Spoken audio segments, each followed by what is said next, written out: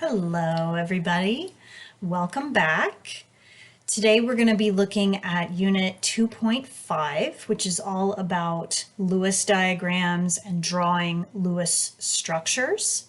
So let's get started. So when you are given any covalent compound, there's something called the localized electron model, which is basically a complete description of that compound. So what is included in that? That is going to include, first and foremost, and this is what we're going to talk about today, is drawing the Lewis structure of that compound. Once you have the Lewis structure, then you can predict its geometry, its shape, and that is what we will look at a little bit later in this unit.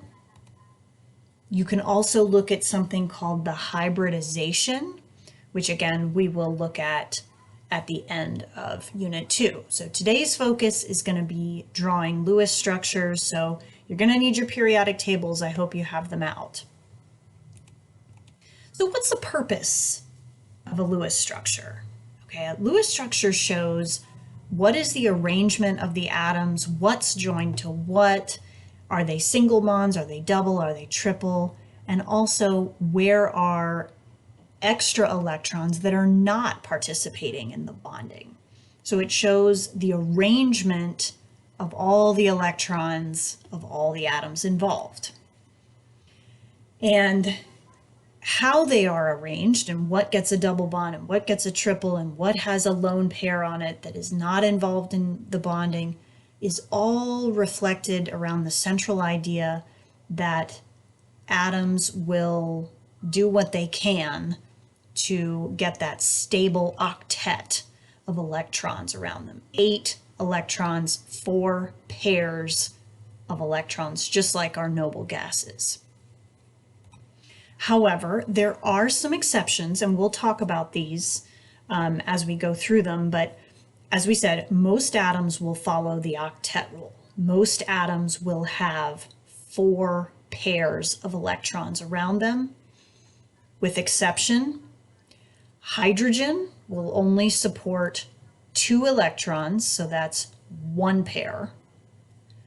Beryllium will support 2 pairs. It could hold 4 pairs, but it will only support, it just out in nature, they find that beryllium tends to only have 2 pairs around it, and boron will have 3. Again, boron could support 4 pairs, a full octet, but for whatever reason, it just typically only has 3. Okay, but we'll address those exceptions as they come up. So what I have on this slide and the next is a series of steps for when you are drawing any Lewis structure. All right. What I'm going to do, rather than just talking through these steps, is get to an example. I want to work through 3 examples, as a matter of fact. And so have these steps in front of you so you can follow along with what I'm doing. But we're going to take these steps through 3 actual examples. All right. So here is the first molecule that I would like for us to work through together. And if you look at the steps, the first step says to determine the central atom. Like what is going to be the atom in the middle, and all the other electrons are going to be joined to it. Usually that is the element that is written first. It's usually the one that there is only one of, so that's going to be phosphorus. Okay. The next step is to tally up the number of valence electrons. If you look at your periodic table and look at where phosphorus is located, phosphorus has 5 valence electrons. There are 3 iodines. Each iodine, look at where it's located, each iodine has 7 valence. So 21 plus 5, that's 26 total electrons. Now, the way that I draw Lewis structures, I actually care less about how many total electrons there are. I care more about how many pairs there are. So if I divide this number in half, that gives me 13 electron pairs in which to work, okay? I'm going to draw a framework. We said that phosphorus was going to be in the middle. And I'm going to put the 3 iodines around it. Where you draw those iodines really doesn't matter. I mean, I did left, right, and bottom. You could do left, right, and top, or top, bottom, and right. It doesn't matter. Okay? But I do want you to notice that I have connected them with single bonds to start with. Okay? Now let's just pause for a moment and let's talk about what is a single bond. A single bond is one shared pair of electrons. So just in drawing this framework here, I have used up 3 pairs. So I had 13 to work with, and I just used up 3 of them. I have 10 pairs left.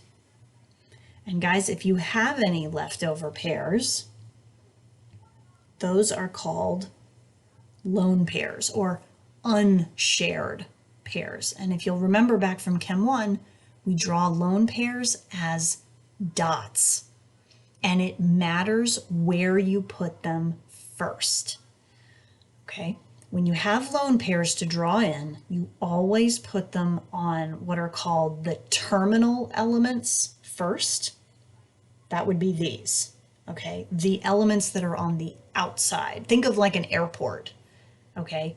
You come into the airport and you go out to the terminal to catch your plane. Okay, let me erase all that. Okay, so here we go. I'm gonna put these dots on the outside terminal atoms first. Here we go. 1 pair, 2 pair, 3 pair. And I can't put any more on that iodine because it has that full octet. So I've drawn 1 pair, 2 pair, 3 pair, 4, 5, 6, that one's full, 7, 8, 9. Remember, I have 10.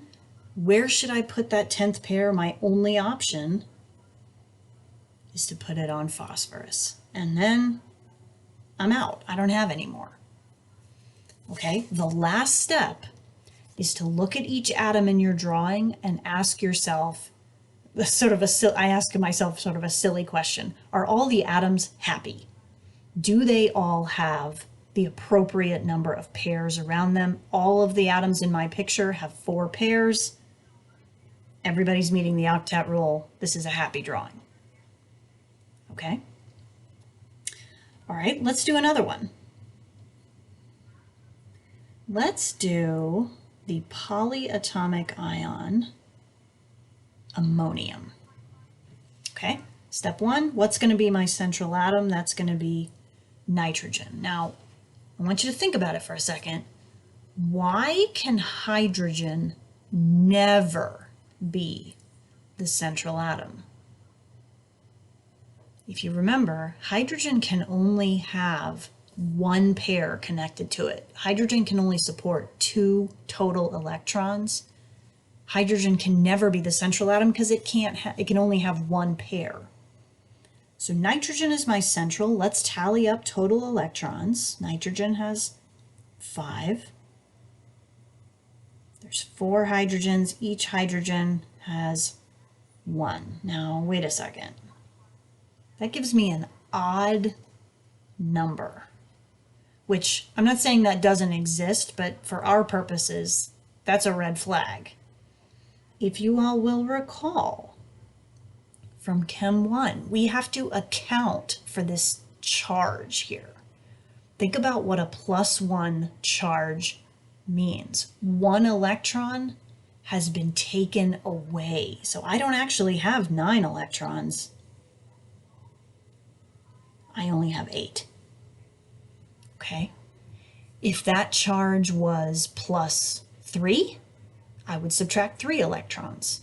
If that charge was minus 1, then I would add an extra electron. Okay? So we have 8 to work with. I care more about how many pairs I have. So I have 4. Remember, these are lone pairs, 4 lone pairs. Let's draw our framework. Nitrogen we said would be in the center. I'm going to join all my hydrogens with single bonds. Sorry, my handwriting's a little messy. And just in drawing that, I've used up 4 pairs. Okay, I'm sorry, I misspoke a minute ago. I said these are going to be lone pairs. Sorry, I misspoke there. These are the total number of pairs I have to work with. So I've just used up all 4. I don't have any lone pairs here, none. And I couldn't, because remember, this would be impossible. Hydrogen can only have 1 pair next to it, and it already does right there. Okay, so this is a complete, I've drawn all the bonds where they need to be. Now this drawing is not quite finished. If you guys will remember from Chem 1, when you have a polyatomic ion, you put brackets around your whole drawing, and you put the charge outside like that. All right, let's do one more. Let's do the polyatomic ion nitrate. Okay, nitrogen's going to be in the center. Let's tally up total electrons. Nitrogen has 5. Each oxygen has 6. There is a charge on this ion. It has a -1 charge. That means I'm going to add 1 more electron. That gives me 24 total. Okay, let's turn that into pairs.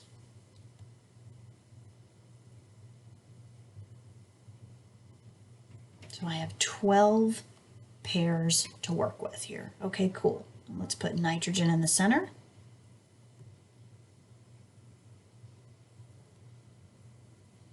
And just in drawing that, I have used up 3 of my pairs. So I have 9 left over, and if you have any left over, like we didn't in the last one, the last example, these are going to be lone pairs. Let's remember, where do we put them first? On the terminal atoms. So here we go. 1 pair, 2 pair, 3 pair, 4 pair, 5 pair, 6 pair, 7, 8, 9, and I'm out. I don't have any more. Okay, let's ask ourselves, are all the atoms happy? Do they all have 4 pairs around them? All the oxygens look good, but you'll notice the nitrogen doesn't. Remember what you do. You're going to steal one of the lone pairs. It doesn't matter which one you take. I'm going to just take that one on the right-hand side, and it drops down into another shared pair. Okay, now please understand, I have not taken anything away from that oxygen. Oxygen still has 4 pairs around it, but now that nitrogen does too. So the octet rule is being satisfied here. I'm going to put brackets around my drawing, and everybody looks good. Okay? So what I would like for you all to do is do a little bit of practice here. Okay, so pause your video, all right? Take your time, and I want you to draw out these 10 molecules, and then unpause and check them.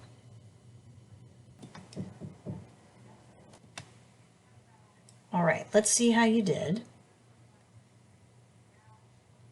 So I wasn't able to fit it all on one page. So I've got a second page here. This is only some of them. one on this particular page that I want to point out to you in the upper right here is boron trifluoride. And if you look at it, you might say, well, wait a second, boron doesn't have 4 pairs around it. It's not obeying that octet rule.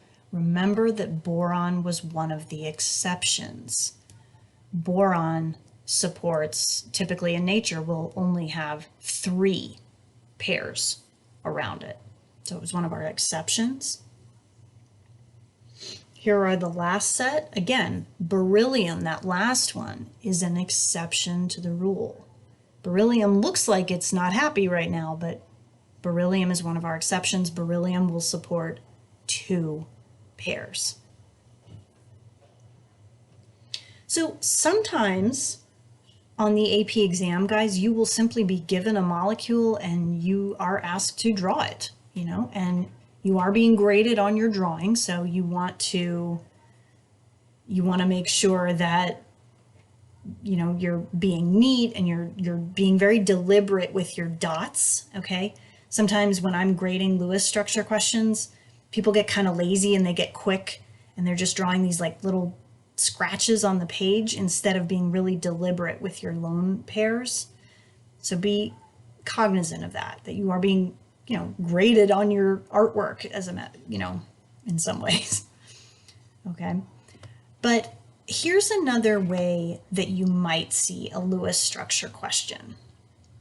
So this is another way that the AP exam sometimes assesses whether you know how to draw a Lewis structure or not. So let's look at this question. It says glycine is the simplest amino acid found in proteins. The molecular formula of glycine is blah, blah, blah, blah. In the box below, complete the Lewis structure for glycine. Okay, now don't panic. You might say, oh my gosh, there's so many atoms and I don't know what to do. Well, they're giving you the basic structure here, but the process is actually the same.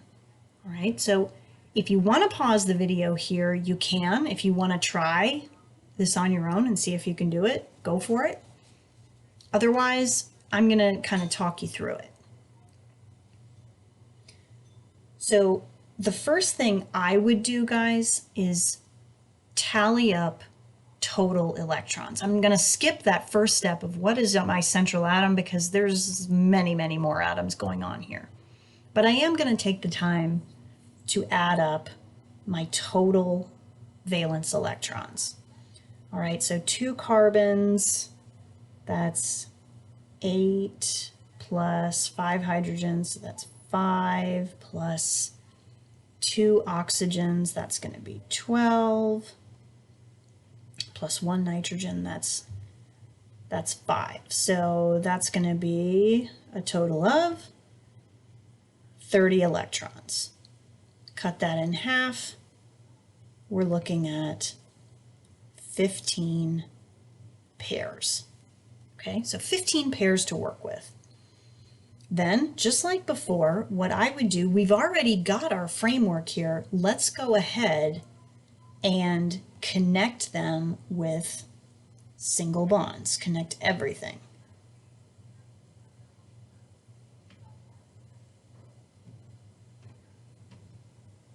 Okay, and let's count up how many I just used up. 1, 2, 3, 4, 5, 6, 7, 8, 9. I just used up 9 pairs.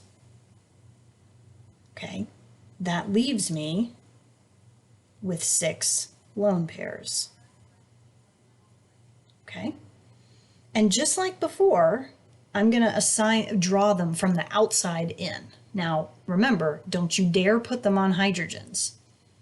Okay, hydrogens can't have any lone pairs on them, but what else could? Well, maybe I can put a pair there, so that's 1 pair, 2 pair, 3 pair, 4, 5, 6, and I'm out. I don't have any more.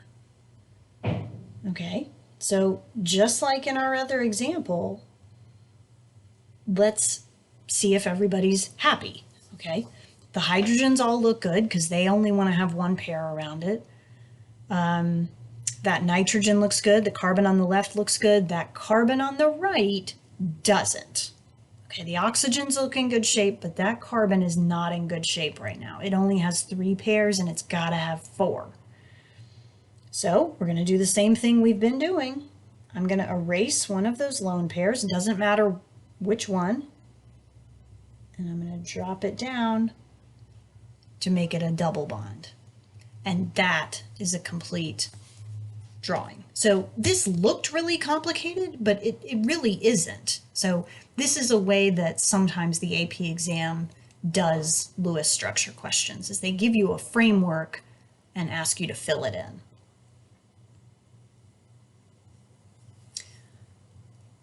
Okay, the last part of this story is that there are some exceptions to the octet rule. We already saw some exceptions with hydrogen, beryllium, and boron.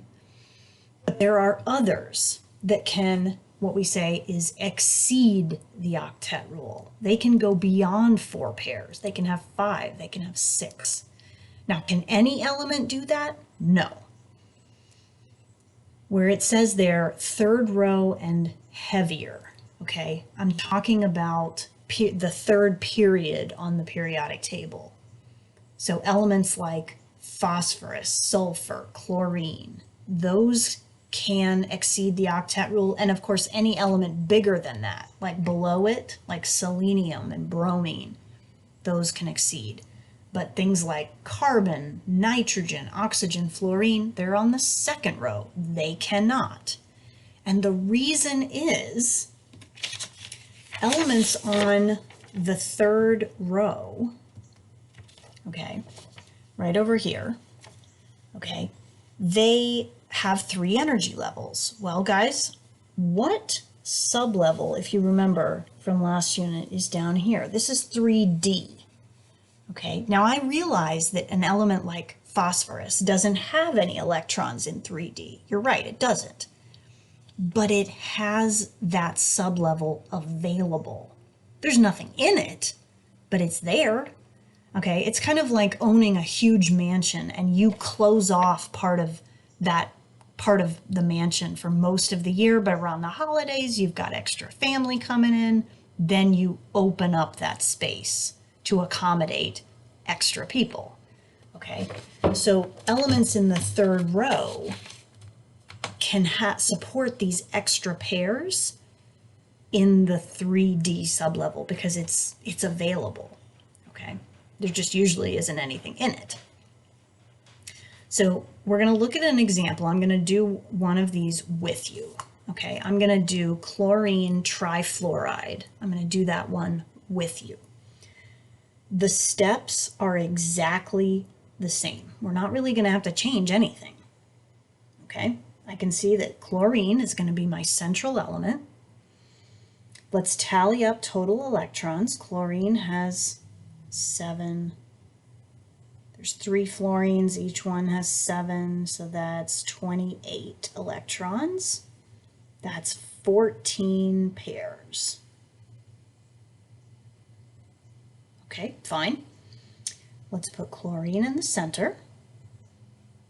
I'm going to draw my fluorines around it. Okay, so I don't have 14 pairs anymore. Now I only have 11.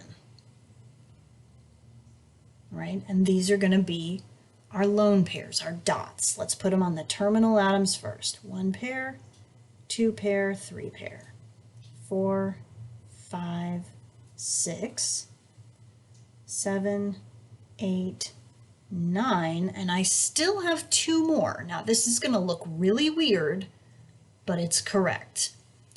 Once you have filled up the terminal elements, the terminal atoms, anything left over, no matter how many there are to be put on the central atom. So watch. 10th pair, 11th pair. That looks weird, I know, but it's correct, and now I'm out. So look at chlorine. Chlorine has 5 pairs around it, and that's okay. It can support that. Look at where chlorine is on your periodic table. It's a 3rd period element. It can do that. All right. So I want you to try these other ones on your own, let me just give you a little bit of guidance on I3 minus, okay, that ion there. Please don't try to join the iodines into a triangle shape, okay? It's just 3 iodines in a row. All right, so pause the video, see how you can do with these. All right, let's see how you did. So here are my drawings. I tried to make them as neat as possible. Make sure that you did put brackets around that I3 minus, because it does have a charge.